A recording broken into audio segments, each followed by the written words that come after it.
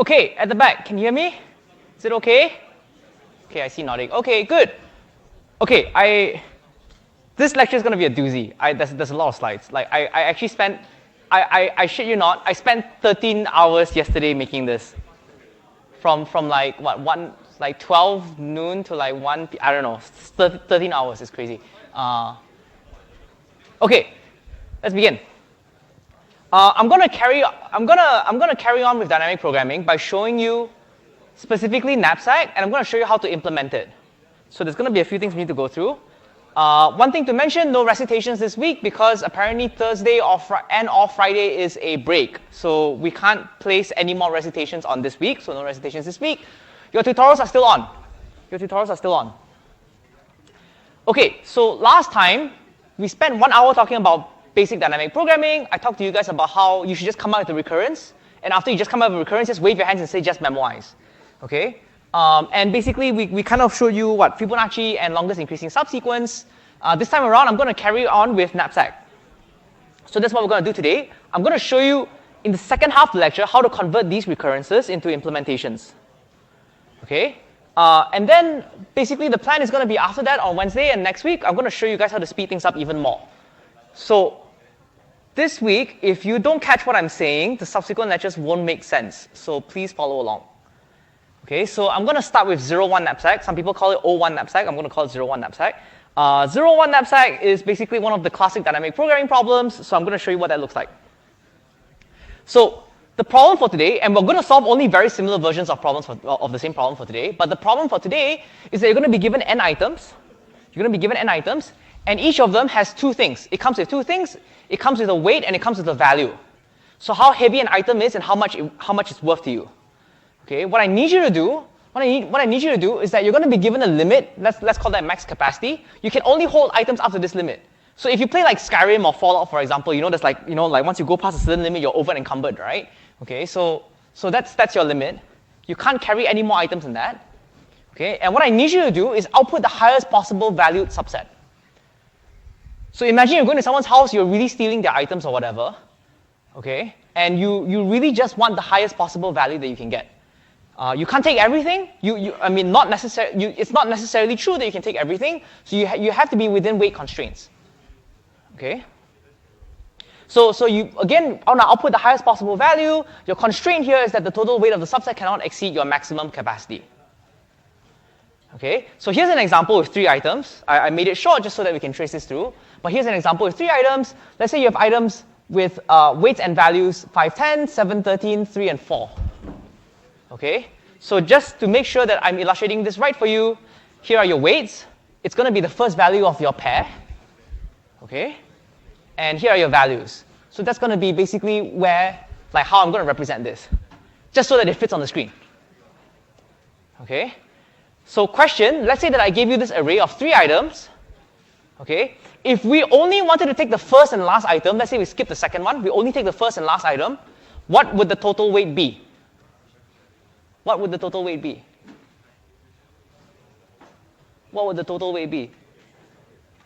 Okay, for those who just came in, I'm going to show you again the input format. You're a little bit late. We're going to be given n items. We want to find the best possible value, right, without exceeding our maximum capacity. Okay? So the way that I'm representing this so that it fits on the screen, the first value of the pair happens to be the weights. The second value on the pair happens to be the value of the item itself. Okay? So if let's say I only took the first and last item, what would the total weight be? So you look at the first value of the pair. Okay, so for the first and last one, we will take 5 plus 3, that happens to be equals to 8. Okay? If let's say we want to take the first and last item, and we asked, instead, what's the total value? Don't add the first one, like first value of the pair, add the second value, okay? So you take 10 and you take 4 and you add that up, that's 14. Does it make sense? That's how I'm representing this. Get used to this, okay? Because for the rest of the lecture, it's going to look like this.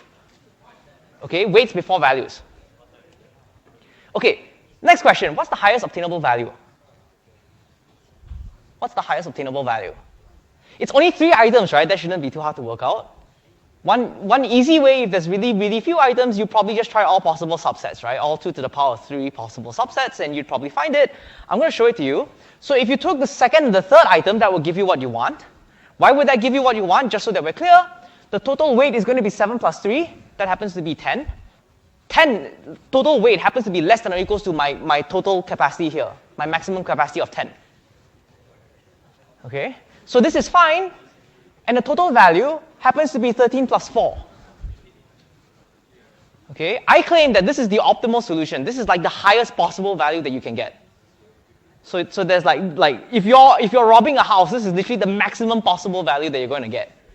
I'm teaching you how to rob a house today. I don't know why. Okay?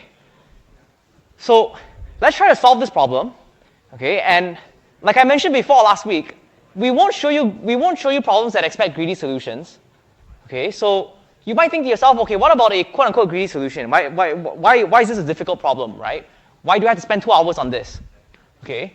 Why not do something like this? Why not just sort items based on their value to weight ratio, right? So take every item and sort it depending on value divided by weight.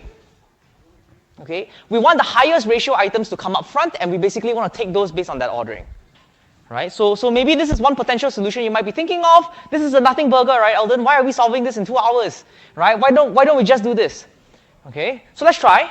It turns out that if I use the exact same example that I just gave you, and I did sort it based on value, right, we would actually get the very same ordering. Right? So for example, 10 divided by 5 happens to be 2. Okay, so that's a ratio of 2. Right? 13 divided by 7, very close to 2, right? I mean, 14 divided by 7 is 2. So, 1.857, whatever that is. Okay? 4 divided by 3 is something like 1.33. So I've already pre-sorted the array for you, actually, based on the value to weight ratio. Okay, so some of you might be thinking, why not just consider it based on this ratio, and we just greedily take the items based on this? Intuitively speaking, you're sort of getting the most value out of weight, right? So in that sense, wouldn't this work? Wouldn't this give us the optimal value? Okay, so let's try. So it's already been sorted in the right order. We're going to try from the first to the last element. Okay, so far we have held nothing in our knapsack. So our weight so far, our value so far is 0. We're going to take items. Okay, so we'll take the first one. We'll look at it. We can fit this item because our max capacity is 10. Our weight so far is 0. We could take this item because it weighs 5 kilograms. I don't know what you want to call it, like 5 gazopazobs if that's your unit, right? I don't really care today, right? But basically, whatever it is, it's not going to exceed our capacity if we include it. We can take it, and if we do, let's just include it in the knapsack. If we do, our weight of our knapsack now is up to 5, hasn't exceeded yet, okay? And our value so far is 10, because we did take it, okay? Well, then we can look at the second item, and you might realize, hey, this item is a bit too heavy for me. It has weight 7, so if I did include this along with my current item in the knapsack, I'm going to be over capacity. 7 plus 5 is 12 after all, which is way too heavy than my max capacity of 10, so I can't include this item. We're not going to include it. Okay, so we're going to skip it. Well, then if you look at the last item, we still kind of have space for that. We do have space for that. Okay. After all, weight 5 plus weight 3 is 8. 8 is less than 10 last I checked. Okay, so we still have space for this item. Let's just include it. Okay, and if we do that, then basically our values are going to go up. Our stats are going to go up to this. Our weight is 8, and our value so far is 14. Okay, so that's kind of decent, but it's not the optimal solution, right? Because even though we didn't exceed our capacity, which is something that we do require, that's part of our constraints. Okay, we didn't really hit the same optimal solution.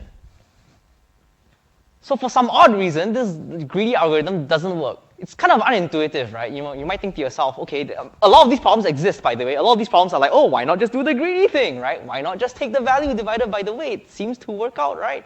It's like when you go shopping, you look at your items and you're like, oh, I don't know how many of you do this, but it's like if you look at protein powder, some of us divide like the total grams of protein by the amount you're paying for it. Some of us do that, right? It's a very natural thing to do. It turns out it doesn't solve this problem at all. I don't know why.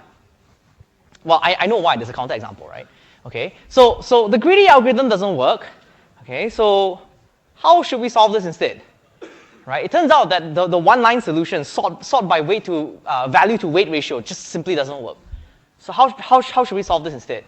Well, spoiler alert, it's the dynamic programming lecture, so of course we're going to have to do some kind of dynamic programming, right?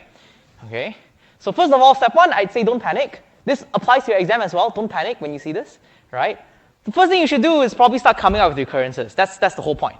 right? Okay, now you can panic because I say come out with recurrences, right? So oh no, Eldon said the word recurrences. We're gonna have to do it, okay? Okay, so here's the idea. The first part in building a recurrence is figuring out what you want to represent in the first place. Okay, you can give it a generic name if you want to. You can call it knapsack. I'm just going to call it solution for today. Let's think of solution as a term. It's going to be recursive. It's going to be a recurrence. Okay, and we want this to solve the problem on the first n elements only. Okay, so think of it this way. Solution is going to be some kind of recurrence. It looks at a bunch of items and it says, I'm only going to focus on the first n items. Only on the first n items, and I'm going to be restricted to capacity C.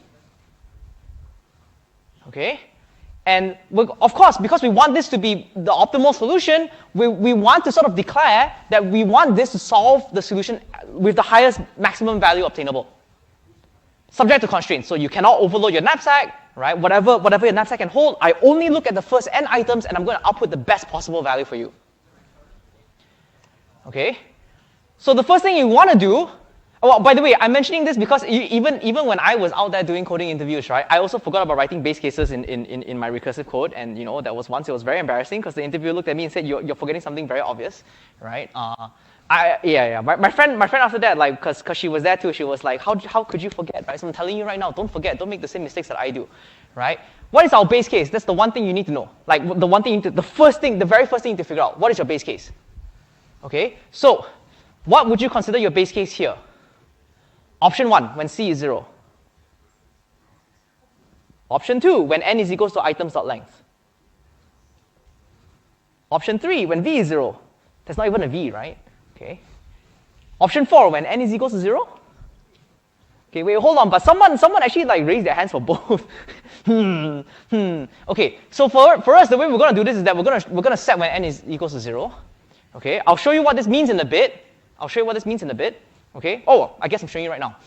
What happens when n is equals to 0? What should we do, right? Think of it this way. We're representing the version of the problem where we've looked at 0 elements, like none at all, right? The first 0 element actually happens to be the empty set. So you literally have nothing to take from. You literally have no elements to take from, right? So if you pass in, if you call solution and you pass in n equals to 0, that function or that recurrence relation is supposed to look at this and be like, I have access to none of the items. I have access to none of the items. So what should this term evaluate to? What do you think? 0, right? Okay. When n is equals to 0, there are exactly no items, so the best value that you can get out of this would be 0. It's a very simple solution. Do we agree? It doesn't help us in any way, right? But it is a base case. You still have to write this. You still have to implement it. Okay. You could say it doesn't help you solve the problem. Fine. I will walk you through the solution. But at the very least, for the base case, this should be very, very easy. Like, it's just 0. Okay, so don't sweat the base case. Okay, so the other case that we have to think about happens to be when n is greater than 0, because that means that there's work to do. There are items that we need to solve for. Okay, so remember it's a recursive term, which means that you need to find this as a definition with like smaller terms. Okay, so when n is greater than 0, we have items that we're looking for. What kind of subproblems do we need to solve? If you remember from last week when we were doing LIS, we kind of had subproblems that we had to solve, right? Same thing here, okay? So here's the intuition, okay? When you're considering the first n items, let's just look at the very last one. We don't have to look at all of them together. We don't have to look at all of them at the same time because this is recursive after all, right? We can hand off some of this work to our subproblems. That's fine, okay? So I'm going to say we'll just look at the very last item, okay? And from here, I would argue we have two possible choices, okay? Choice 1. You look at the very last item and you just choose to not take it, simply not take it. Think about it this way, right? You went to rob someone's house, you lined everything up, like very neatly in a line, and then you looked at the very last item, and then you looked at its weight and its value, and maybe it's not part of the optimal solution, right? So you should just skip it.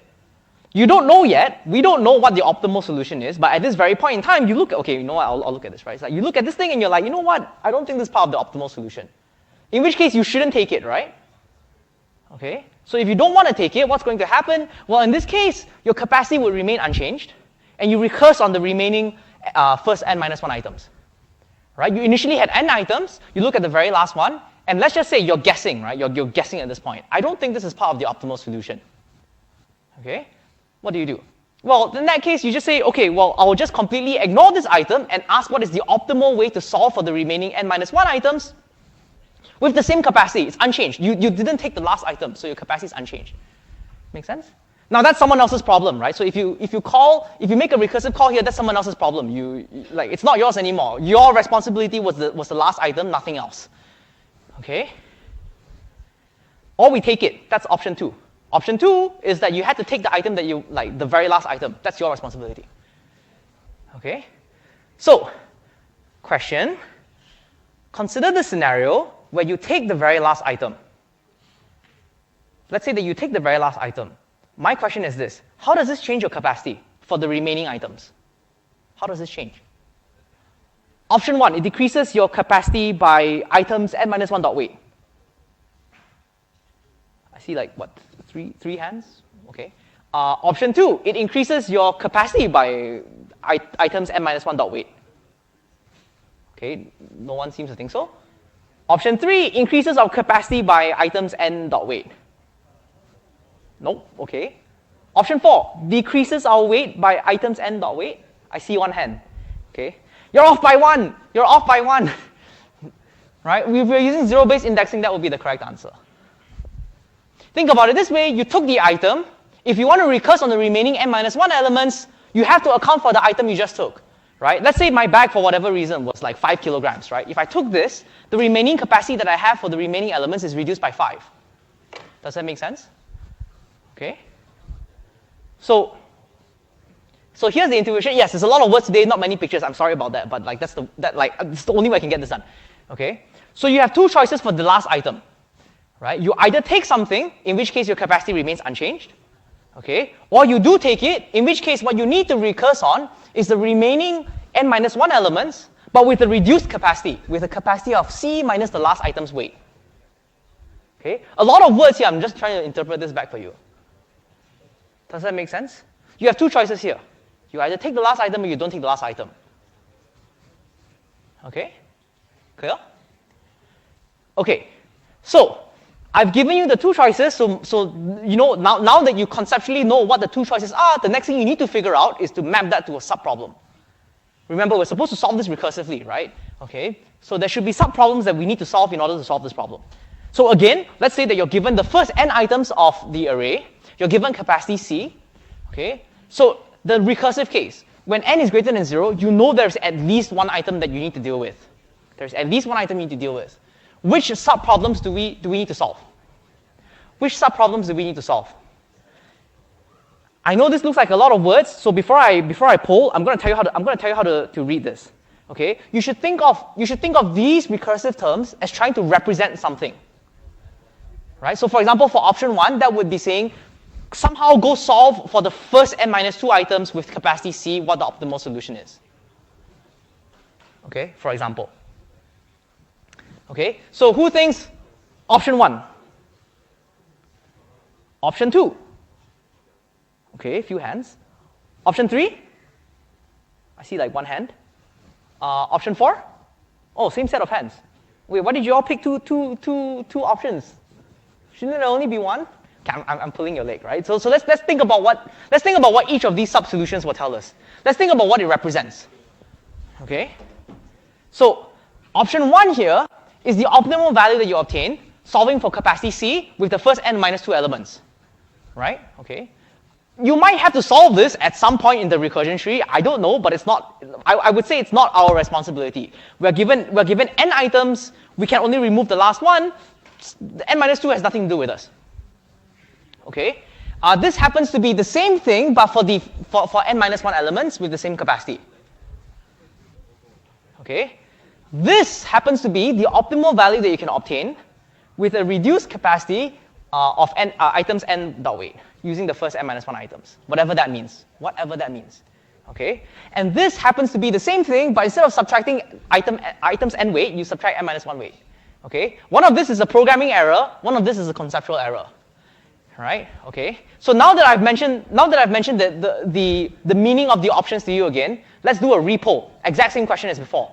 Option 1. Option 2. Somehow fewer hands. That's kind of scary. Option 3. Option 4. Okay, everyone spotted the programmer error, right? Okay, just to be clear, there are two options. There are actually two correct options here. Option 2 and option 4. It's not just any singular option. What's going on here? Okay, I would argue that these two correspond to the solutions that we want. Okay, so here's the idea. Let's say that you solve these two. Which, by the way, I explained this just now, right? Over here in my very first bullet point, that corresponds to solving the solution optimally for n-1 items without a changed capacity. What does this mean? It would mean that you've not taken the last item at all. You're opting in this scenario to completely ignore the last item and solve for the remaining ones with the same capacity. Right? This is the solution that would happen if you didn't take the very last item. Okay?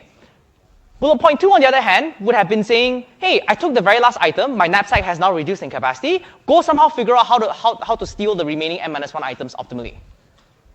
Okay? So you have these two solutions, let's just say. You make a recursive call, the solution comes back to you, you now know the answer. Okay? My question is now the following. Now that you've solved these two things, what is our final answer in relation to these two? What is our final answer in relation to these two?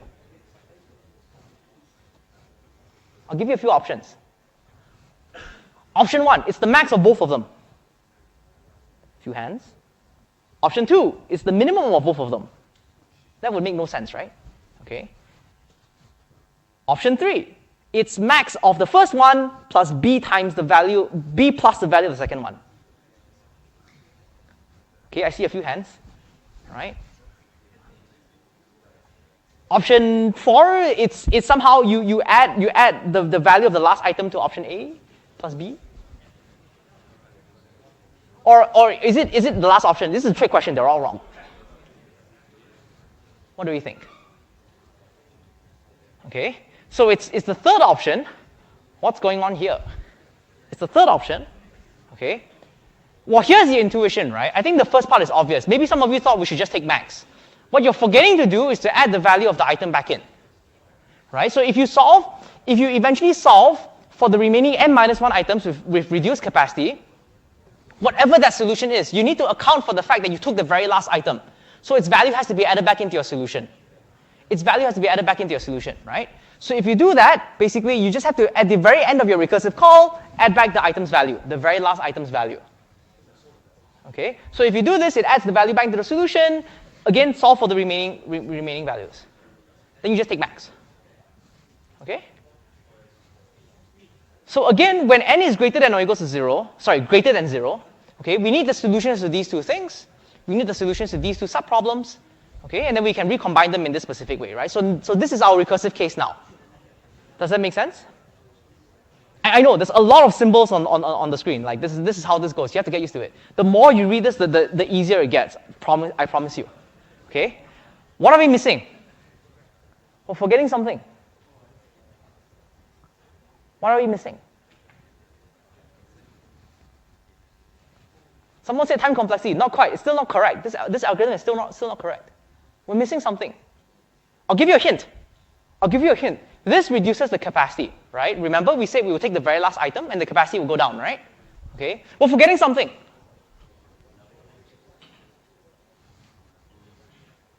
What happens if the last item that we're looking at happens to be heavier than our knapsack capacity right now? Can we still recurse on this? We can't, right? The item is way too heavy. Right? We didn't define anything for when c is negative in our recurrence. We said the base case happens to be when n is equal to 0. We didn't say what would happen if c is negative at all. Okay? So what happens if our last item is too heavy? We don't have the option of taking it at all, I would say, right? We simply don't have that option. Okay? So in this case, if you check the weight of the last item and it happens to be strictly greater than your capacity, I'm sorry to say you can't take this item even if you want it. This item is too heavy for us no matter what. Okay? So we should only consider this very last item when the weight is smaller than or equal to the capacity. Okay? So again, we're just building up our recurrence step by step here, right? Okay? So next question. Again, we want to define our recurrence, and we have that, let's say, like in this case, let's say that n is greater than 0, right? Okay, and let's say that our capacity happens to be smaller than the weight of our very final item. So we check our capacity, we check the weight of the last item, we just looked at it, and we realize this thing is way too heavy for us. Okay, in this case, what should the final answer be? Option 1, 0. Option 2, the solution solving for the remaining n-1 elements, same capacity. Option 3, skip to n equals to 0. Option 4, we somehow add the value in. Somehow add the value in and not reduce the capacity. Maybe that gave it away, right? Well, okay, the answer is option 1. We can't take the item, we are forced to skip it. We're forcibly skipping this. Okay? So again, if the item is way too heavy for us, we have no choice. We have to just skip this item, and we just ask, okay, you know what, forget this item. It's like, imagine bringing a knapsack to a guy's house, right? And the first thing you look at is his car. That's not going to fit your knapsack at all. No matter what you do, you're going to have to skip this item, right? You might as well just look at the car and be like, screw it, I'm just stealing everything else. What is the optimal solution for the remaining n-1 items? Makes sense, right? Okay, so if the very last item you're looking at happens to be way too heavy, skip it. Just skip it. Recurse on the remaining n-1 elements. Like, you just can't take it. Okay, so with that, your recurrence looks like this. Okay, so I would say there's 3 cases. The very top there is the base case, right? When you have no items, the optimal value happens to be 0. Okay, if you have at least one item, and let's say the capacity of your current solution happens to be less than the very last item's weight, I'm sorry to say you can only recurse on the remaining n-1 items. You can't take it. Okay. Well, on the other hand, if you have at least one item and your capacity happens to be greater than this item that you have, then you have 2 things that you can try, right? You can either try including the item, or you can try, which is the very, very final line, or you can try excluding it. In which case, you recurse on the n-1 items, don't change the value, don't change the capacity.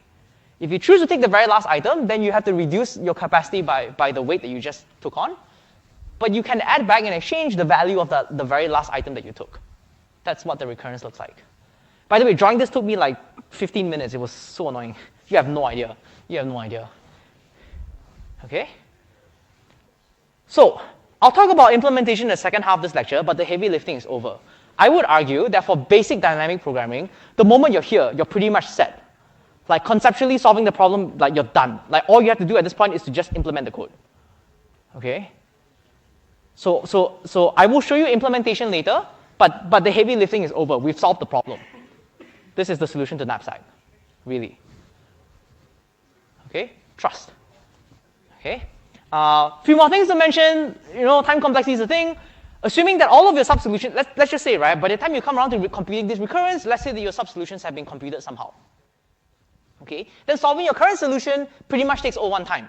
Because in any of these cases, if you had the solution, look, in case 1, it's just return 0, that's O1 time. In case 2, you're just returning some sub-solutions problem, that's O1 time, right? In the third case, you take max and you do an addition, that's also O1 time. Across all 3 cases, this is O1 time. Make sense? Okay?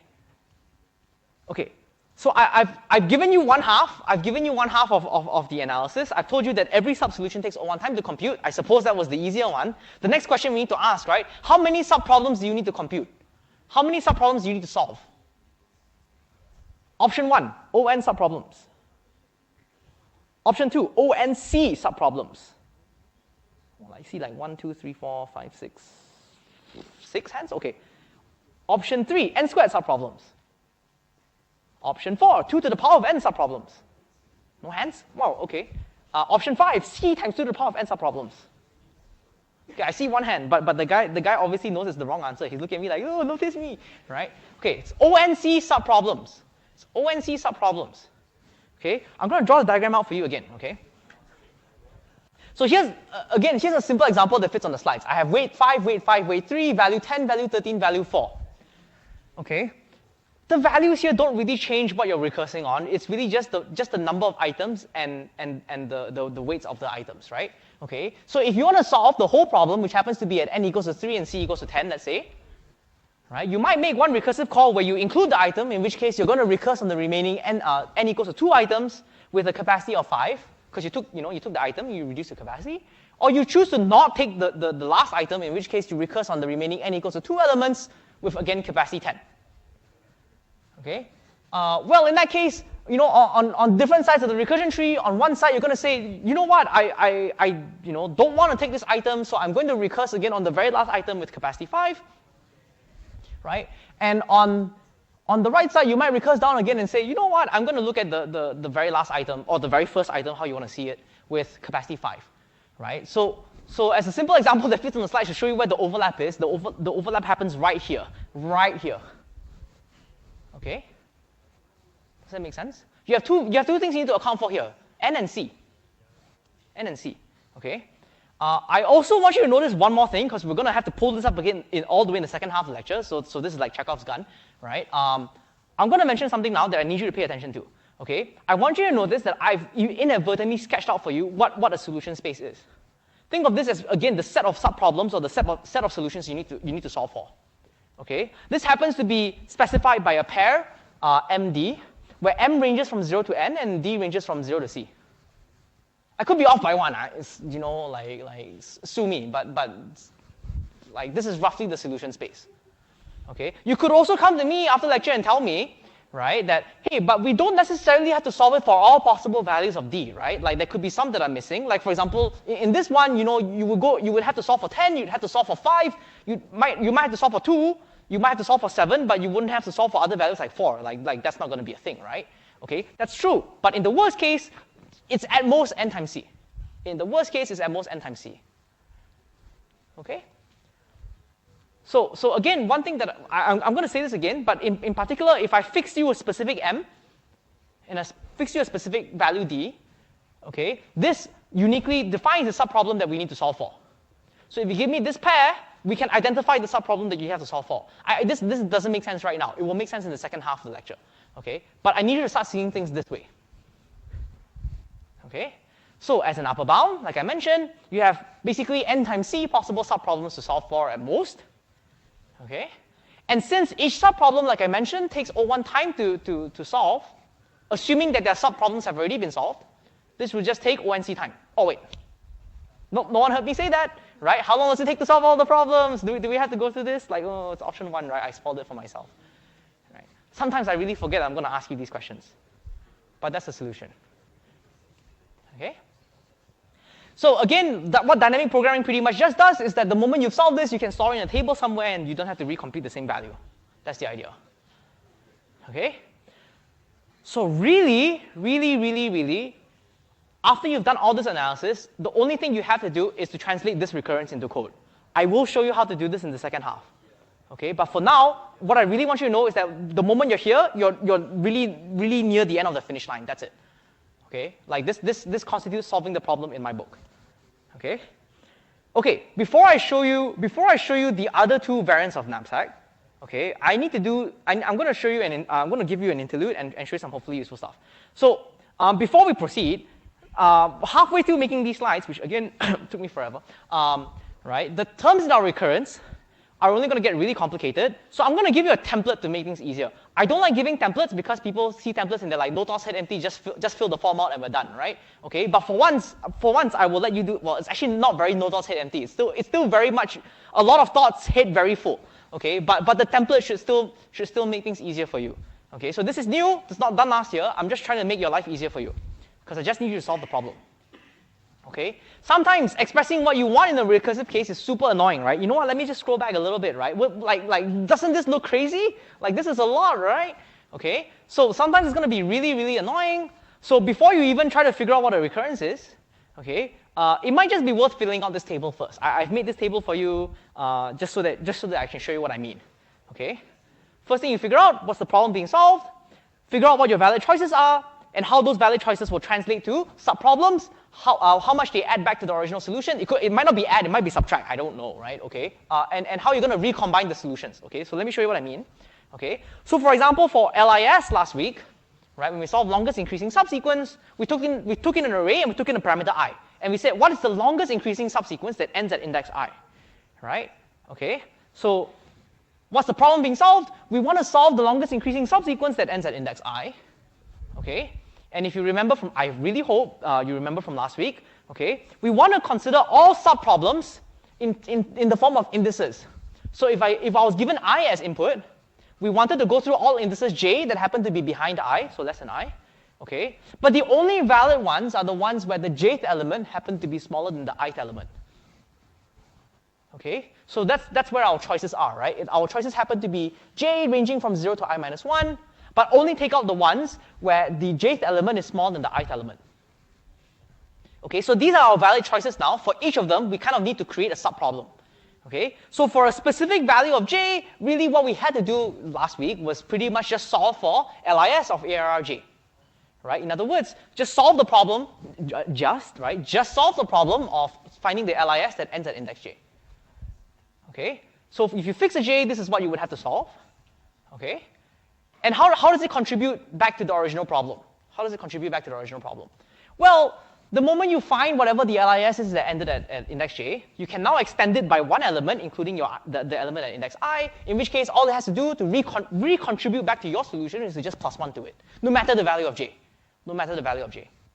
Right? So just add 1 to it, okay? Then how do you recombine this over all subproblems? You pretty much take max, right? Okay, so again, this is what we did last week. I'm going to read this back again.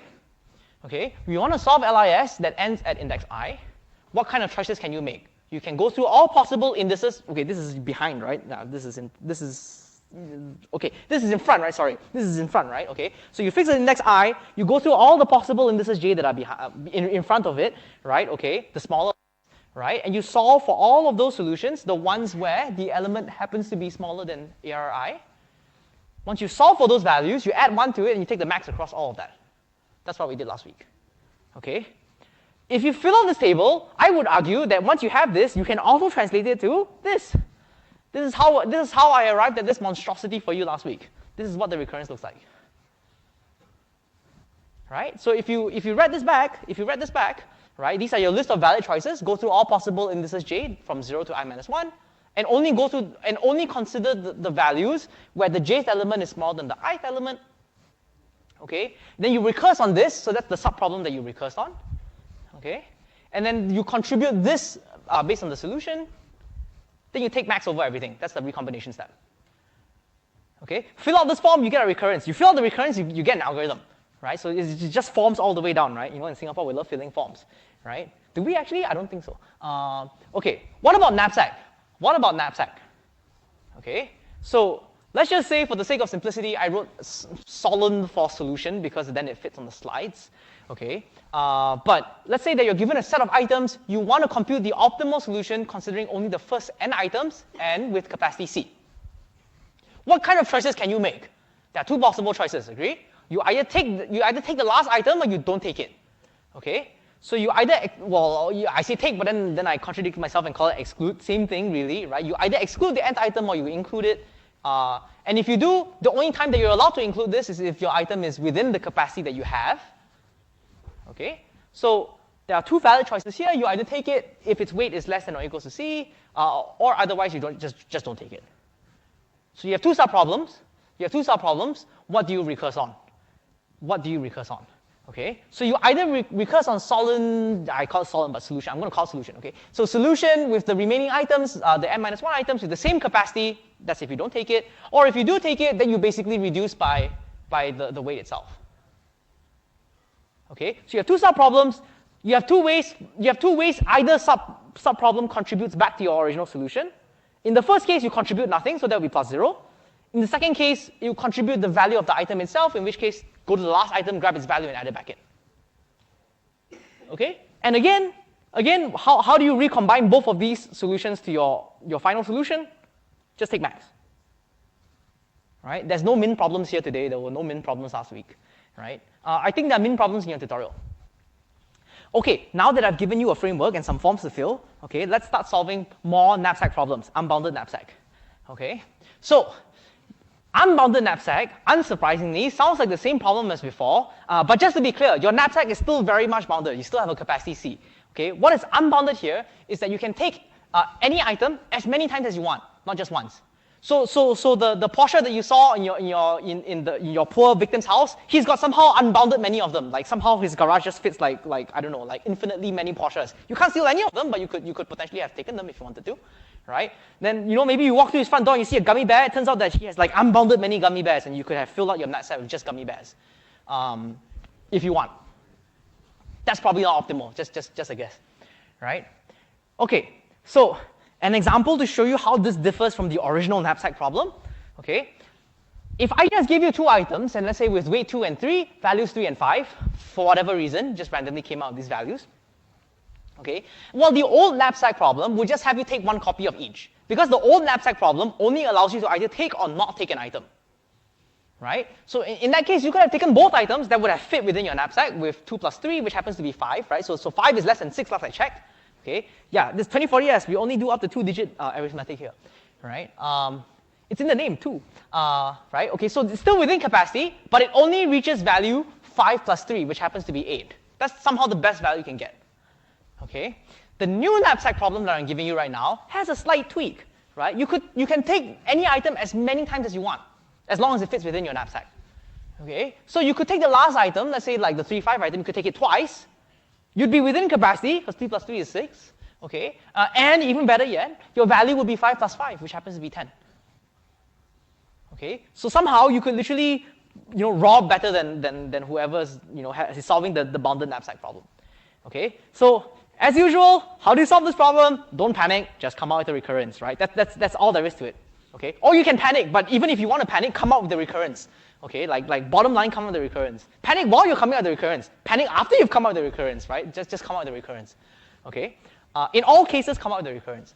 Okay, so let's try to solve this problem. Same thing as before. You're given a set of items. You want to consider the first n items. You're given some capacity C. You're given some capacity C.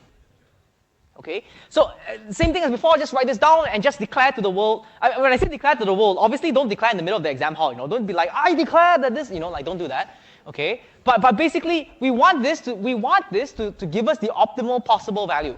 That's how we want this. That's what we wanted to do. We wanted to give us the optimal possible value. Okay, such that given the first n items subject to capacity C, it just gives you the best possible value. Okay, we don't know what it looks like yet, but we're going to have to try to solve for it. Okay, so we're given this, and let's tweak around with this. What's the base case? In fact, you know what? I'm not even going to ask you guys, right? No quiz this time. We've already answered it just now. When n is it's the case when n is equal to 0. Okay. Again, we output 0 in this case. Nothing has changed. You have no items to take. Unboundedly many no items is really still no items. Okay? So really the base case is the same as before. It's unchanged. In your recurrence, the base case is now unchanged. So really the only interesting thing is the recursive case, right? The part where we deal with things recursively. Okay, now I have a question. So consider n greater than 0. Let's consider n greater than 0. What kind of choices can we make? Option 1, take it 1 time. Option 2, take it 2 times. Option 3, take it 3 times. Option 3, right? Option 4, take it 4 times. It's like someone's just keeping his hand up for all of them. Option 5, take it 5 times. Someone started at 5. It's like, why not 4, 3, 2, or 1? It's like, what? Make it make sense, man. Why is it starting at 5? Option 6, anyone gonna start raising up their hands now? Another person's raising up their hand now. Starting at 6, why 6? Option n, somehow for some reason take the n minus 1 item n times. Is that a thing? Someone sheepishly raising his hands up. You didn't even specify what n is, right? Okay, well the real answer is it depends. It really, really depends, right? Okay. So what does it depend on? It's true we could potentially take the n minus 1th item more than once, but really it depends on our capacity C, just as before. Does that make sense? Okay. So how many times can you take the n minus 1 item? Well, it really depends on your capacity. Okay. In particular, right, the number of times, I'm going to call it j. I might swap it out for k at some point, but I'm going to call it j for now. The number of times j that we can take the last item is at most the capacity divided by the weight of the item flawed. Does it make sense? By the way, this is a headache. It's not even a. I didn't even type this out. I literally put a text box that has C, drew a straight line, then put a text box that says items n minus 1 dot weight, and then drew the flooring symbol for you. So that's not even a single text. It's like 3 different text boxes right there in a single line, right? But does this make sense? Does this make sense? This is the maximum number of times you can take the last item. You could take it more than once potentially. I don't know. Depends on what this evaluates to. Okay? Okay, so j is now instead going to range from 0 to the above value. This can be 0, by the way. This can be 0. But j will range from 0 to the above value. Okay? Okay, now that I've mentioned that, let's fix a particular j, just so that we get a sense of the problem. Okay, let's fix a particular j. Okay, in other words, the number of copies that we're going to take of the n-1th item. What subproblem do you recurse on now? So let's say that you've decided. Let's say the last item is a gummy bear for whatever reason, right? Okay, so you said you're going to steal j gummy bears for whatever reason. Okay, I just really want gummy bears right now. Okay, like I'm really craving it. You have j gummy bears. You really want to steal them. Let's say you decide to do it. You're like, okay, let's go. We're going to steal j gummy bears. What subproblem should you recurse on now? You've made the choice. You're sticking to it. You're gonna steal j gummy bears. Okay, what subproblem do you recurse on now? Option 1. You took j items after all. Why not recurse on n minus j? Option 2. I see like 1, 2, 3 hands. Okay. Option 3. The inflection didn't work. Most people are still picking the correct option. Oh, spoiler, right? It's not option 4, right? It's not option 4. Okay, it's option 3. Okay, think about it this way. You have n items that you're supposed to steal. You're only looking at the very last one. Okay, if you stole j copies of it, it reduces your capacity by its weight times j, but that's just the n-1th item. What are you doing skipping the items in between? Just because you took more doesn't mean you skipped all the other items, right? Does that make sense? Okay. So again, after considering the last item, you're going to recurse on this. You want to look at the remaining n-1, I suppose, types of items, if you will. Okay, and our capacity happens to be reduced by the weight multiplied by j. Okay, so don't pick option 2. I can see why a lot of you might pick option 2. Like, you have to see the difference. It's not option 2. It's option 3. Okay. Okay, so let's say that you did do that. You know, you stole j gummy bears for whatever reason. Okay. And now you want to compute the optimal value. Okay, so what's the final solution? If you chose to steal j gummy bears, what is the solution that you should get out of it? Okay, so just so you know, a lot of words, but everything here is the same, right? So if you literally control F, right, literally up to like this point where I'm standing, everything is the same, right? This is recursing on the correct subproblem. My only question to you is, what do you do after that? After you're done recursing, do you take the solution and add 0 to it? Do you take the solution and add j to it? I suppose that the gummy bear like is value 1, right? You know, it's like in Skyrim, everything has to have like value 1. So like at some point the value bottoms out at 1 or something. You can't have a 0 value item or some of like 0.5. Can you? I don't remember. It's been a while. The value multiplied by j. Okay, most hands, right? Value minus j, like multiplied by minus j. That wouldn't make sense, right? Like somehow you're taking an item and your value has decreased. I guess with gummy bears, Haribo gummy bears, that might happen. Have you all seen the Amazon reviews for Haribo gummy bears? It's really good. You should go Google it at some point. Someone's going to watch a YouTube video and start Googling it. Yeah, but yes, take whatever item you stole, multiply it by the value itself, right? Okay, then add it to your final solution. Okay, so our solution happens to look like this. Remember, this has to range over all possible values of j. Does that make sense? Okay. So our values of j range from 0, 1, 2 until this funny fraction, which I'm going to call, well, I can't call it anything, so c divided by the weight of the item float. Right? That's really what it is. That's not a name, right? Okay. So once we solve all of these subproblems, how should we recombine their solutions? Take max. Makes sense, right? Take min. Makes sense, right? Take median. Makes sense, right? Take heart medication. Damn. You guys too? I actually am on heart medication, by the way. But yeah. Okay. So just hopefully we're all clear on this. Take the maximum, right? You want to have the maximum possible value. Once you recombine all the solutions, take the maximum. So if you fill out the table, it would have looked like this. Right? So the problem being solved, you're given those 3 parameters. But really, what are your valid choices? Your valid choices j only range from 0, 1, 2 all the way until c, the capacity divided by the weight of the last item. What subproblems do you have? Well, if you fix j, the subproblem that you need to recurse on happens to be n-1 for the remaining items, and you readjust your capacity by c minus j times the weight of the last item. That's what you're recursing on. If you fix a j, that's what you're recursing on.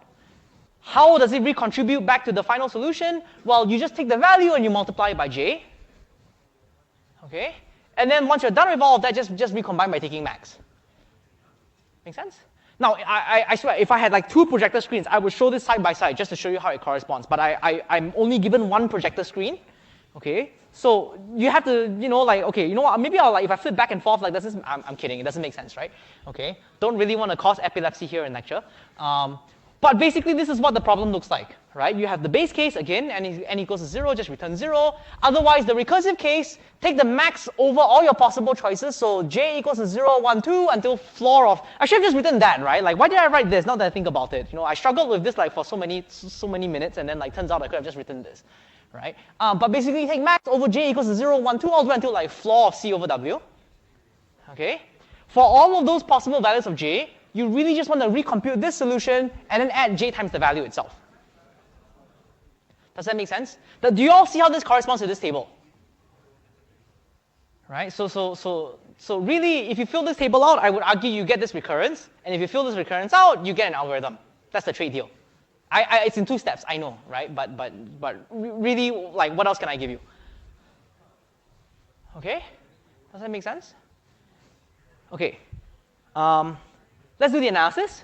Okay, so each subproblem now, what has changed? Each subproblem now has to take max over OCW subsolutions. C over W subsolutions. Okay, look, I don't know what W is like. I know what W is. I'm just saying I don't have a bound on what W is, right? Okay, so a very loose bound here would be ONC squared runtime. Because you have ONC subproblems, and for each subproblem you need OC time to compute it. So ONC times OC, last I checked, is ONC squared. Okay? If you memorize this recurrence, this is what it would look like. It's a little bit slower. Yes, I know. Some of you in the crowd might have objections with very strong objections that I'm with this algorithm, but we'll get to it. We'll get to it. Okay, so the next thing we're going to do, oh wait, hold on. Should we do the next thing now? Maybe I give you a 5-minute break before we go to the next thing. So let me give you a 5-minute break now before I continue. Okay, so digest this, come back in 5 minutes. Even if you haven't digested, come back anyway. Okay, let's keep going.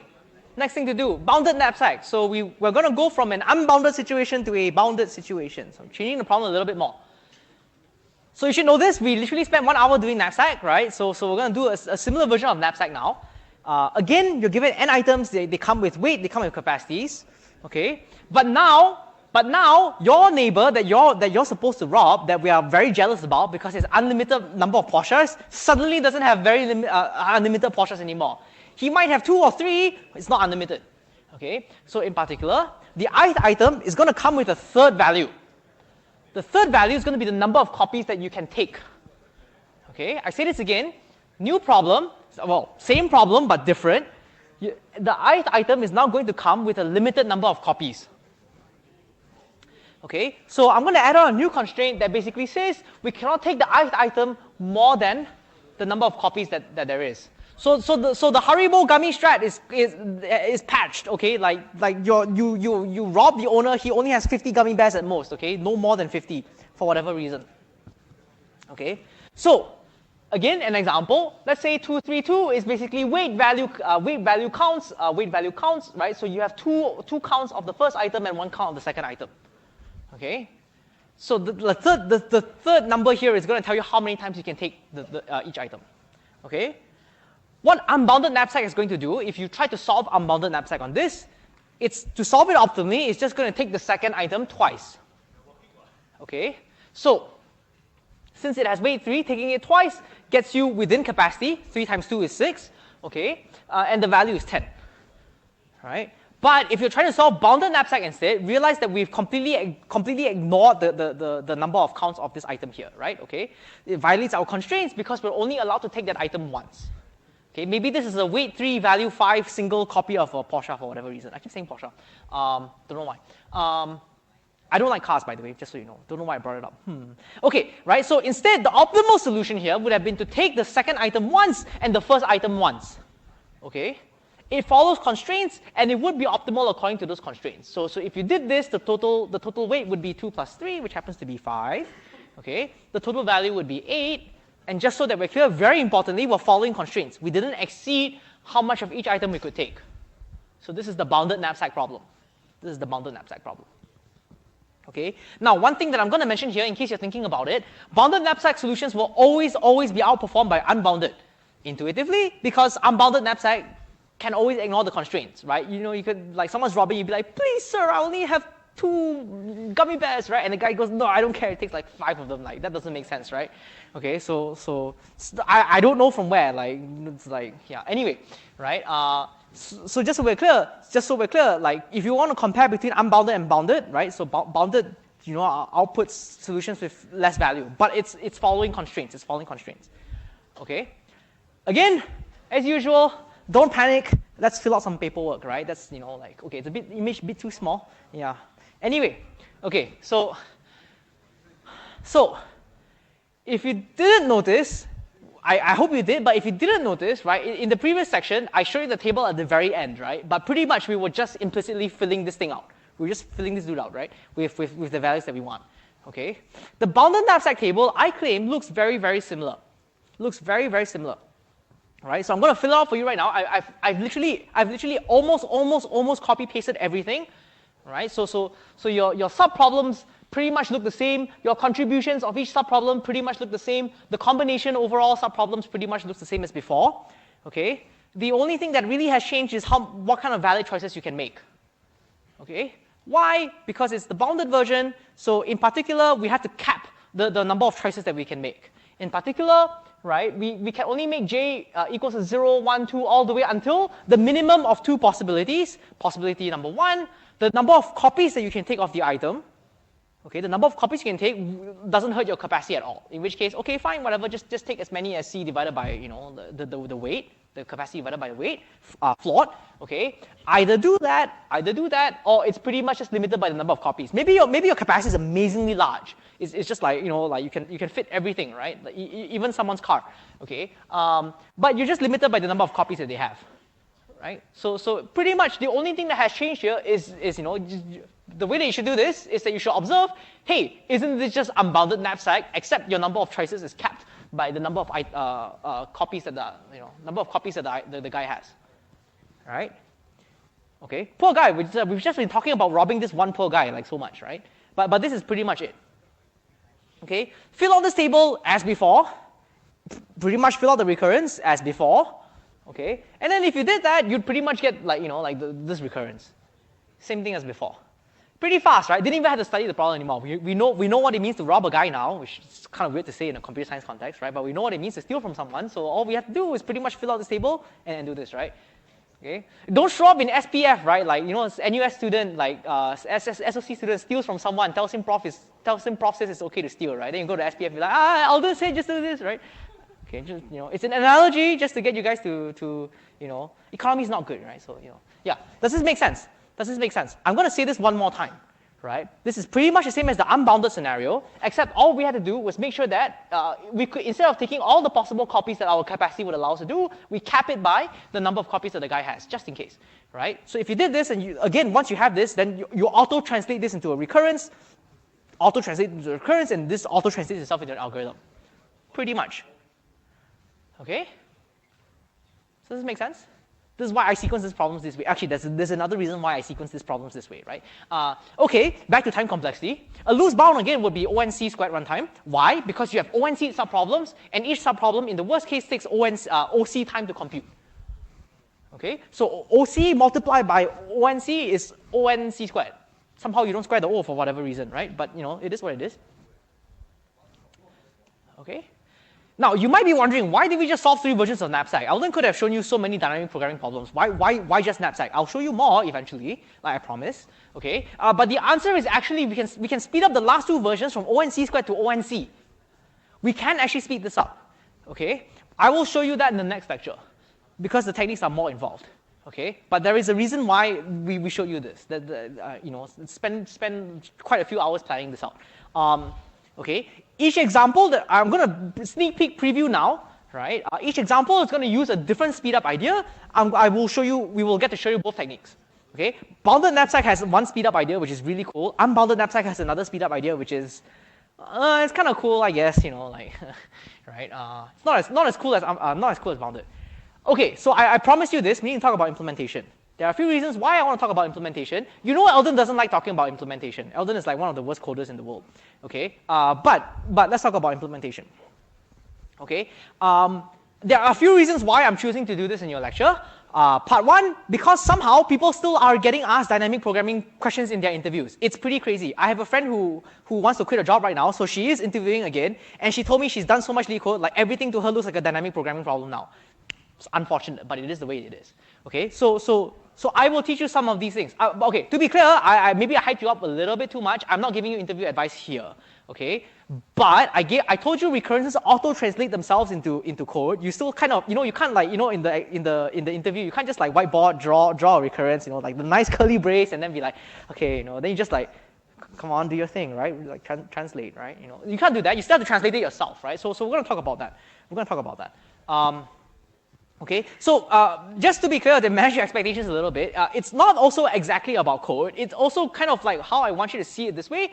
When you're solving dynamic programming problems, right, we've been talking about solution space all day long, making fun of myself, right? But you still need to translate that to tangible objects in code. Okay, and I want you to see how we can do I say auto-translation, but really it's still you. Okay, so what do I mean by this? Okay, we've been talking a little bit about solution space. For LIS, if you think about it, we consider our recurrence to be in this form. Okay, and for all of the knapsack variants, we or let's say use 0, 1 knapsack, it doesn't really matter. We consider our recurrence to be in this form, right? But the other knapsack variants look like this, so far. Okay, so again, recall that for each problem, we had to solve a set of subproblems. That's what we kind of did, filling out this table and this recurrence, right? We said, okay, to solve this problem, which subproblems did we need? Which ones did we need to solve for? Which ones to help us solve our problem? Okay, so for LIS, it happened to be these, right? Yes, I know they're subject to constraints, right? You need the ith element to be smaller than the jth element, but it kind of looks like this.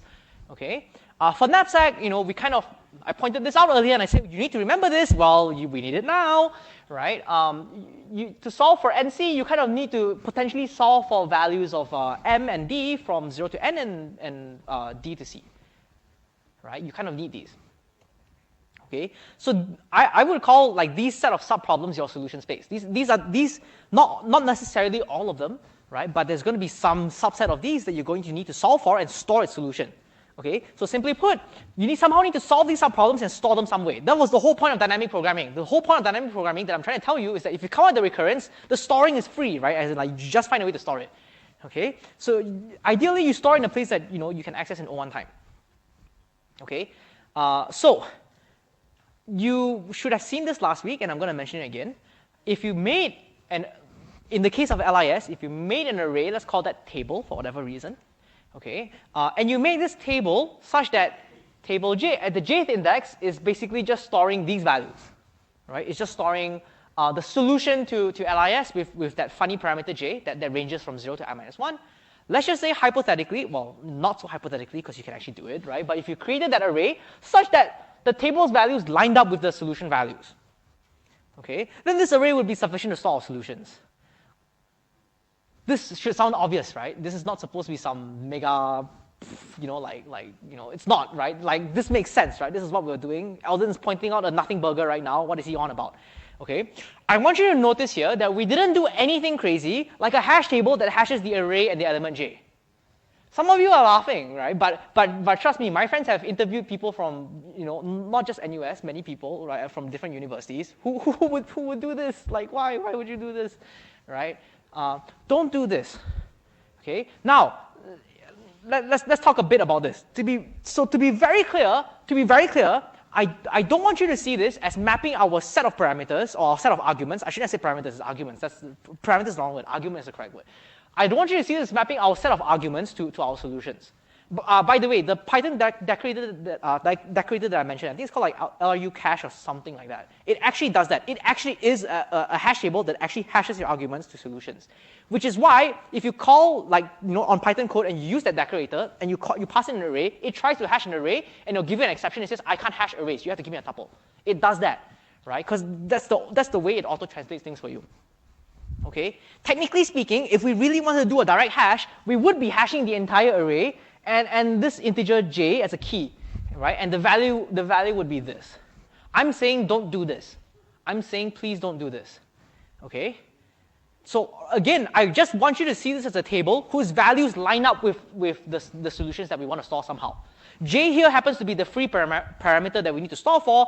J here happens to be the value that identifies our subproblem. Okay, so J is really the only value that we need to look up the table in order to look for our solutions, to store and look for our solutions. Okay, I hope that makes sense. I really hope you're following along. Okay. Why do I point this out? Why am I spending valuable lecture time talking about this? Okay, let's just say, hypothetically, we came across some dynamic programming problem that has to do with strings. And there's a lot of them. We haven't shown them to you, but there's a lot of them. Okay, again, I think I've mentioned this before. My interview question was what? Longest palindromic subsequence of a string. It's like, right? It's a string problem. It's a dynamic programming string problem. Okay, so I won't give you that. We're not going to fit that in, 30 minutes, right? Okay, but I'm going to show you a toy example. Full disclaimer, don't space out at this point when I say this. It's not going to compute anything. So please don't text me, email me at 12 hours before the exam. Elton, what was the algorithm trying to solve? It doesn't solve anything. I'm just trying to prove a point. Okay, so what's the point am I trying to prove? Let's just say that I have some kind of recurrent. Let's just say we randomly cooked out some insane recurrence, right? That looks like this. The solution to our string, given some integer k, whatever it's doing, right, just happens to take minimum across all strict substrings T of S. So given a string, we somehow want to, our subproblems, our choices happen to be all possible strict substrings T. So T is a string, S is a string. Okay, we want to recurse on those strings with k minus 1. Okay. The thing is this, right? You're gonna start thinking of, if we really wanted to think of this as a hash table, you're gonna start thinking of the solution space as being represented by pairs of strings and integers T and k. Which kind of makes sense, right? Because when you do a function call, that's pretty much what you're trying to do. You're trying to go iterate through all the substrings, then just recurse on it. And if I ask you, how would you store this in a table? Well, I suppose one way would be that you just create a hash table that hashes a pair, right? The key of your hash table would have been a string and an integer. Okay? So, yeah, how would you make this table for now? A very simple candidate, like I mentioned, would be to just hash this pair of a string and an integer as a key and make it store the solution for later use. Okay? So why am I bringing this up? Why is this an issue? Why is this an issue? I'll give you a few seconds to think about it before I reveal the solution why, but I really want you to think about why you shouldn't be doing this. Okay? So, I'm going to reveal it now. So here's the thing. Hashing the strings now means that you can't retrieve the solutions in one time anymore. There are definitely better ways. You shouldn't be hashing the string. You could. There's nothing wrong with this. It's just really slow. Okay? For the string is going to start at length n, right? So how many of those substrings are going to be like length n over 2 or more, right? There's a combinatorics problem. You should have we should have given that and tested you in 161S, I guess. Right? But you shouldn't be doing this. Please don't hash the argument of your solution into a table. Okay? There are definitely better ways. So let's try to come up with a better way together. Well, I say together, but I've already done it, right? I made the slides. Okay? So I want you to notice one thing. For any given string of S of length n, there is actually some structure we can abuse here. Question: how many substrings are there of S? I just need an upper bound. O(n). O2 to the n. That's way too many. That's subsequences. O(n) squared. Few hands. O(n) cubed. Okay, so it's O(n) squared. Okay. To be clear, substrings have to be contiguous. They have to be contiguous. Okay. Subsequences even worse. Subsequences would be like any subset, but while retaining the sequence, that would be 2 to the power of n. Okay. So how do you see this? Some of you might not have seen this, but how do you see this? Well, here's the idea, right? Okay. Well, why are there O(n) squared substrings? Well, if you fix any index, starting index I and ending index j, okay, then you can define the substring to just be starting from the ith index and ending at the jth index. You want inclusive, you want exclusive, up to you, like dealer's choice. Okay, but either way, conceptually speaking, that's roughly n choose 2. Roughly speaking, that's n choose 2. Okay, so what this tells us is that really this pair of integers I and j uniquely identifies the substring of j. It uniquely identifies the substring of j. You don't have to create a new string every time. You don't have to remove characters from your original string. You could literally just use these two integers. It would uniquely identify the substring that you want. Okay? Again, let's say in this very toy dynamic programming example, we're going to be recursing on a lot of substrings. Okay, what we could do is associate every pair ij with of the substring with just again those integers, right? So in that case, if I had a triplet ijk, this would uniquely represent a solution in our space. If you gave me an ij and a k, right, I can tell you which subproblem you're trying to solve. Does that make sense? You don't have to give me a string. You can just give me the index. We don't have to change the string. Okay, so. Again, there's going to be a lot of code. Hypothetically speaking, let's say that we wanted to implement our recurrence. Let's say that this is what we want to solve, right? We have a dynamic programming problem. We want to solve for string s and some integer k. First thing you're going to do is a triplet ijk. Make a three-dimensional table, okay, which happens to have dimensions of n and k. K or k plus one, off by one or something, right? But let's like n and k plus one or something, okay. What's the idea behind this? The idea behind the table is that if you say table I, j, k, it's supposed to store the solution to the substring from index I to index j for integer k. Okay, so how would you solve this recursively? Handle whatever base case. Not our focus right now. Again, I'm not trying to solve an actual problem. I'm trying to show you how you should represent solutions, right? Well, if you want to solve for the substring that goes from index I to index j, then basically just look up this value and see if it's defined or not. However you want to do this, -1, infinity, I don't know what you're initializing it on, right? So whatever, right? If you're in Python, you can write none if you want to, right? So if it's defined, just return the value. Please don't compute it again, right? Otherwise, do some kind of computation, right? We said we would do minimum, so I guess we're going to do minimum, right? How would you do that? Well, then you just iterate through all the possible pairs. You want strict substrings, right? Iterate through all the possible pairs so that A is greater than or equals to I, B is less than or equals to J, right? And A happens to be less than or equals to B. If it's the same length, so if B minus A is the same length as J minus I, it's the same substring as whatever you got as input. I want the strict ones, we're going to skip the equal string case. Otherwise, do your running min or whatever that is. Okay, then store in the table, same way as before, right? Same way as before. So you use I, J, and K. You don't have to hash a string. Please don't hash a string. Okay? Store it this way, then return the value. I want you to appreciate the fact that you can do this without needing to hash a string. Because if you had to hash a string, storing this thing would be expensive. Right? Same thing for this one, right? Like accessing this would be really expensive. We don't want that. Okay? So sometimes if you've ever had to look up code, right? Like let's say that you're solving whatever problems yourself. I know some of you are already practicing LeetCode because you're applying for OAs and stuff already, right? Some of you, I don't know if you've done this, but sometimes some of you might look up the solution after you can't solve it, and then you look at someone's code and it looks so insane. It's like why is there suddenly a three-dimensional table, right? Sometimes the intent is this. It's not well documented, but this is the idea. So hopefully now that you know this, if you look at someone else's code and you're trying to figure out what they were trying to do, maybe this might help you make sense of what they're doing. Okay. Again, as usual, that's your global table. I'm going to point that out again. Make once and for all. Don't make this every time you recurse, right? It's a mistake. Don't do that. Okay. Again, notice that you're accessing it here, right? And ij represents our substring. Throughout this code, right, whatever computation you need to do on the substring, you know the substring is given by si until sj. That's how this I and j values work. That's the idea, right? For example, maybe you want to do some kind of computation where you +1 if the first and last character of your substring are the same. Well, then you can just do that, right? That's how you would do this. Does that make sense? So you don't have to hash a string. Please don't hash a string. You don't have to hash entire arrays.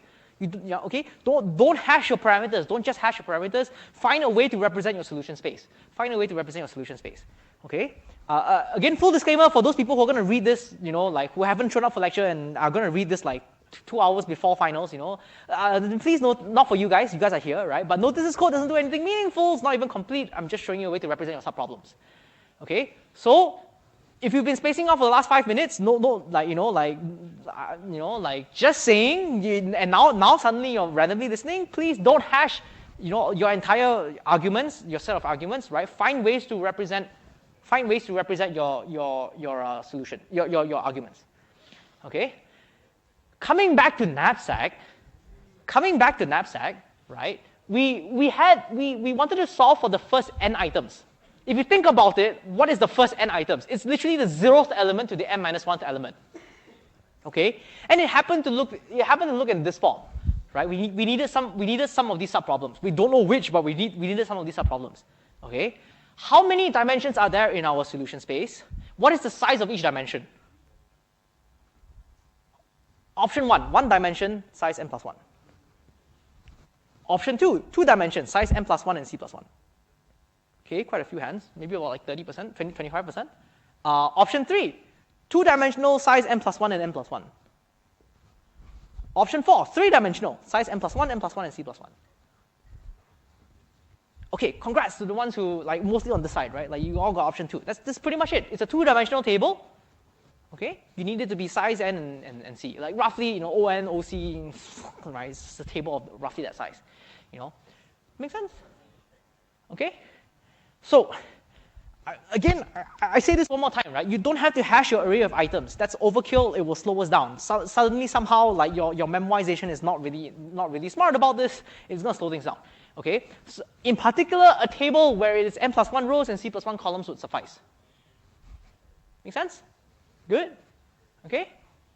One more thing I'm going to mention, because one of you is going to ask me this after lecture, one or two of you, I bet. But Eldon, why did we say 2-dimensional table of size n by c, right? Like, you know, there is an optimization where you only use OC space. The rest of you might be asking, what's Eldon on about? Yes, there is an algorithm where you don't actually have to make a 2D table. There's an algorithm where you only make a single size array. Okay? You might want to think about how to do that. You might want to think about an algorithm that uses less space. But full disclaimer, in 2040S, that's not my concern for you right now. Like, all these space optimizations, really fancy stuff, I mean, not too fancy, it's not too difficult, but I'm not worried about that for you guys. I want you guys to come up with recurrences, so this is not my concern. But you might want to think about how to do this. Okay? Coming back to 2040S, okay, now that we can figure these aspects out, the final thing to do is to pretty much learn how to translate recurrences into code. Pretty much what I've done for you right after the break until now is pretty much tell you how to have a table in the first place. Like literally how to make this, right? Like it was like the IKEA of like lectures, right? Like how to make a table. Okay.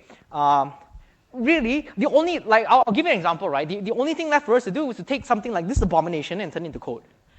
Right? Like how do you write code out of this? Okay. So I'm going to show you with this as the example.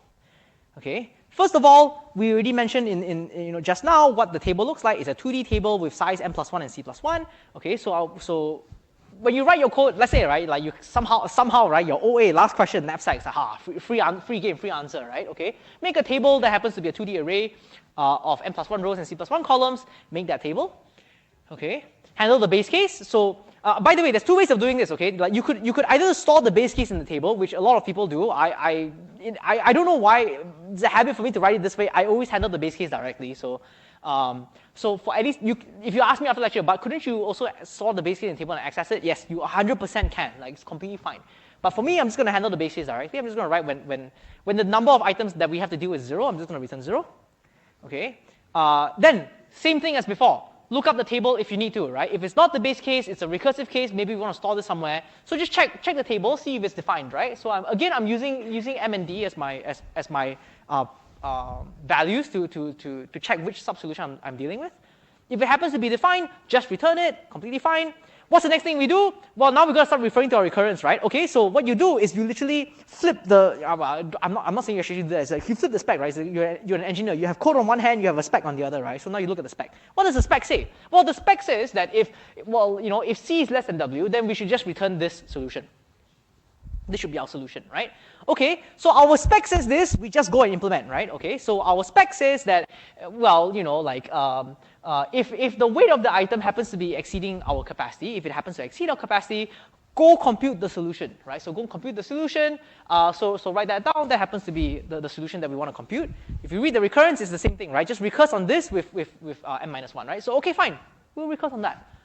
Okay. Well, that was not all the cases. We still have another case to implement. So go back to the spec, read the spec, right? What does the spec say? The spec says that, well, in the other case, it's the max across these two recursive cases, and don't forget to add the v, right? Okay, sure, fine. Okay. So in the other case, in the else clause, fine. I'll do two recursions, compute those values, whatever it is, add my final value, and take the max across both of that, right? So the if clause handles one case, the else clause handles another case. Okay, across both cases, you've computed the final value, right? Last thing to do is to store it in the table. Please don't forget to store it in the table. I've made a mistake before where I wrote, like in my own OA, where I wrote everything and I forgot to store the value, right? You can imagine my surprise when I was like, why is this taking so long? Gee, I don't know. Thankfully, it was the very final question and the time was running out. I looked at it and I was like, I'm stupid, right? Forgot to store it in the table. Everything was undefined every time I had to recompute it. It was so stupid, right? But store it in the table, then just return the final value. Return the final value. Okay? So once you have this, I think we can all agree it's pretty ugly, right? So let's do some cleanup. Right? Notice that across both cases, okay, hold on, just so we're clear. I went too fast. Let me say that again. Now that we're done with this, technically you can submit, right? Okay. If let's say for whatever reason they ask you, by the way, do you have any comments about your code? Maybe you have like 10 minutes left, right? You go like, oh yeah, I do have some comments. This is not really good. Like I can clean this up a little bit more, right? So for example, notice that I'm making the same two recursive calls here. Why not just, okay, look, also because I had to fit this on the slides, right? That's really what happened here. Okay, so we can tidy this up. I'm gonna pack this across one single call because this call is going to happen no matter what, right? Okay, so make a call, move it to the side. Okay, and then whether your item has capacity exceeding weight exceeding your capacity or not, you're always going to make that recursive call above, right? So we just make that call first. Okay, then basically the second call only happens if the weight does not exceed your current capacity, right? So basically, if the final item's weight does not exceed your capacity, then compute the solution to the other case. Then your final value happens to be the max of your first value over your second value plus value, I guess. Yeah. Okay. Then the same thing as before. Like look. Again, these two codes should be the same. Like unless I screwed up somewhere, they should be the same, right? But this. Okay, maybe you don't agree this is more clean up. To me, it looks more clean up. So since I'm the dude making the slides, you had to live with this. So this is what it might look like. Okay? So, a few things to mention. I want you to appreciate the whole process of how the whole thing has gone. Okay? In general, when you're given a problem, the pipeline now looks like you play the problem, you try to figure out examples, right? You take like two items, try to figure out what's going on. You come up with a solution, you debunk the ones that don't work. Why don't greedy solutions work? We had to come up with counterexamples. We will give you some of them in the tutorial. Okay? Now here's the worst part, right? Well, I say worst, right? But actually, this is where the fun is for me, right? You build a recurrence, right? You break it down, you try to figure out which subproblems you need. You find out what subproblems you need. You figure out how to get there via your valid choices, right? Figure out how each choice contributes to your solution and how to recombine it back to your solution. I've already given you a table. You pretty much conceptually just have to fill that out. Don't forget your base case, right? I'm saying that again out of PTSD. Like, trust me, of all the mistakes you guys can make, I've probably made it like 5,000 times or myself already, which is why I'm reminding you. Some of you are still going to make it. That's fine, Yeah. Okay, after that, you have your spec. Then you translate it into code. You have your recurrence. Pretty much now you just start writing code. I don't want you to see this as a single thing, one shot, where you see a problem, the first thing you think is, I'm going to start writing code. It doesn't work that way. It should not work that way anymore. Okay? Okay, that's the idea. How are you going to practice this? You guys, some of you are probably wondering how you're going to practice this. In your tutorial, we've spent the whole weekend doing it. We're still working on it, right? We're giving you problems. We're gonna phrase it that way for you. We're gonna give you a few DB problems and get you to walk through the process. Okay? As long as you can come up with the recurrence, I'm gonna say this now. As long as you can come up with the recurrence, you should be able to come up with the code. Okay? So I need you to remember a few things. Coming out of the recurrence is solving it conceptually. That's the hardest part. Okay? The code is just an implementation of the recurrence. That part should not be difficult. Okay, so once you figure out the recurrence, you're basically nearly there. The next lecture, I'm going to show you a few harder things. So in the next lecture, if you're wondering what's going to happen, I'm going to show you how to go on beyond further basic dynamic programming. There's going to be two techniques. One, you either change your recurrence, or two, you scrutinize your implementation. Okay? Study the knapsack variants. We're going to speed them up on Wednesday. See you in the next lecture.